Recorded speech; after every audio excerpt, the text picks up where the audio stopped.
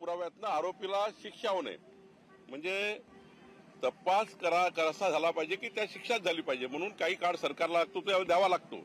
आता टीका टिप्पणी करणारे करतात. संतोष देशमुख यांच्या गावचे गावकरी जलसमाधी आंदोलन करत आहे. आरोपींना अटक करण्याची त्यांची मागणी आहे. मला वाटतं माननीय देवेंद्रजींनी या ठिकाणी इतकं स्पष्ट आणि योग्य पद्धतीने तपासाचं काम सुरू केलं आहे. मी गावकऱ्यांना विनंती करेल की देवेंद्रजीवर आणि आमच्या सरकारवर विश्वास ठेवावा, आमच्यावर विश्वास ठेवावा. माननीय देवेंद्रजींनी सांगितलेलं आहे, आमच्या मुख्यमंत्री मोदयांनी सांगितलेलं आहे की या तपासामध्ये आम्ही अंतिम करू आणि कोणालाही सोडणार नाही. गावकऱ्यांनी थोडी तपासामध्ये साथ द्यावी आणि तपास यंत्रणेला सुद्धा मदत करावी जेणेकरून कुठलाही पुरावा वगैरे सुटणार नाही.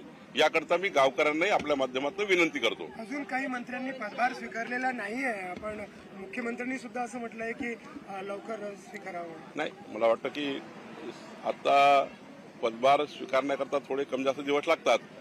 काही आधीच मंत्रिमंडळाच्या आधीच काही लोक बाहेर गेले आहेत, म्हणजे मंत्रिमंडळ झाल्या पूर्वनियोजित काही कार्यक्रम आहेत, पूर्वनियोजित काही लोक विदेशात गेले आहेत.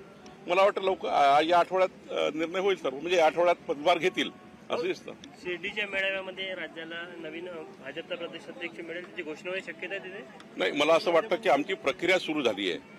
आम्ही आता 1 तारीख ते 20 जानेवारीपर्यंत आजपासून राज्यामध्ये 1.5 कोटी सभासद नोंदणी करतो आहे. मग सक्रिय सदस्य ऍक्टिव्ह सदस्याची नोंदणी होणार आहे.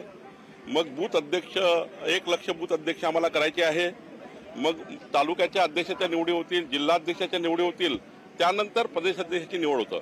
त्यामुळे त्या निवडीला जरा मला वाटतं आपलं केंद्र नेतृत्व आमचे राष्ट्रीय अध्यक्ष निर्णय घेतील. पण प्रक्रिया सुरू झाली आहे आणि त्यामुळं प्रक्रिया एकदा सुरू झाली आहे तर लवकरच त्याचा निर्णय होतो. स्वामित्व कार्ड आता ते पुढच्या टप्प्यात कधी वितरित केलं जाईल? माननीय मोदीजी पुन्हा एकदा स्वामित्व योजनेचा शुभारंभाचा वेळ देतील आणि लवकरच मी त्यांना वेळ मागितलेला आहे. नक्की केंद्राचीच योजना आहे, राज्याने सोबत काम करायचं आहे.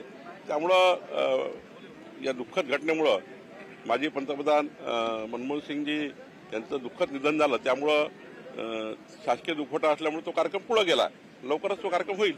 जळगावमधल्या परळीमध्ये 2 गटामध्ये राडा झालेला आहे.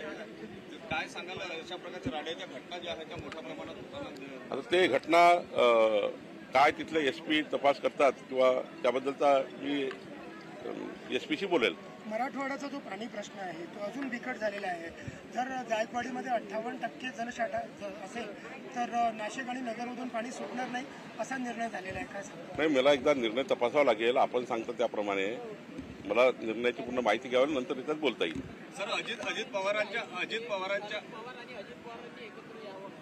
काय अजित पवारांच्या आईने पांडुरंगाकडे साकडं घातलं की अजित पवार आणि शरद पवार हे पुन्हा एकत्र यावे. असं आहे, माननीय शरद पवार साहेब आणि अजित पवार साहेब यांच्याबद्दलचा निर्णय त्या दोघांनीच घ्यायचा आहे. भारतीय जनता पार्टीकडून ना असण्याचं काही कारण नाही आहे. त्या पक्षाने निर्णय करायचा आहे, त्यांच्या नेत्यांनी निर्णय करायचा आहे. त्यामुळे त्यांच्या निर्णयात मी काही बोलणे योग्य नाही. मोहनजीच्या वक्तव्यांना घेऊन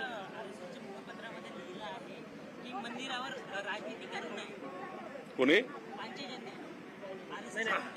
कोण करताय? मोहनजीच्या वक्तव्यांना घेऊन संघ परिवारामध्ये थोडंसं मतमतांतरण नाही, मला तपासून बघावं लागेल पूर्ण काय आला आहे, काय बोललं गेलं आहे. जरा याच्यावर पंचजन्याने समर्थन नाही, मला बघावं लागेल काय याच्यात बोलण्यापूर्वी. लोकशाही मराठी ऐका, पहा, जागरूक रहा.